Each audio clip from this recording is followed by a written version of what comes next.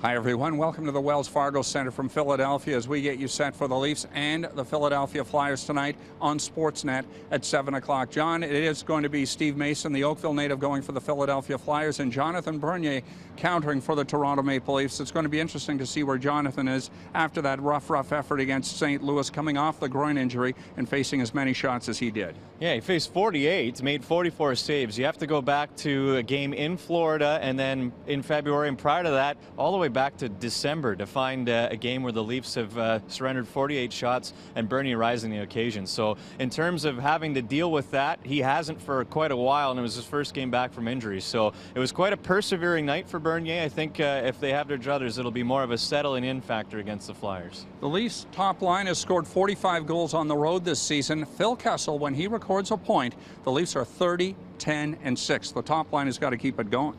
They do, and James Van Riemsdyk, who scored in the last game against St. Louis, now has 2 goals in his last 5 instead of 1 in his last 12, which we were all talking about before he was getting that goal against St. Louis. So good for him to establish a bit of a rhythm again, but important tonight against Steve Mason is to get to the front of the net. He did that against the Blues. It is a must against the Flyers, and he'll have to battle for position against Philadelphia tonight. JVR in 3 seasons here in Philadelphia, 47 goals in 2 seasons with Toronto, including that abbreviated schedule a year ago. He has 46 goals, so he's certainly evolved in the blue and white.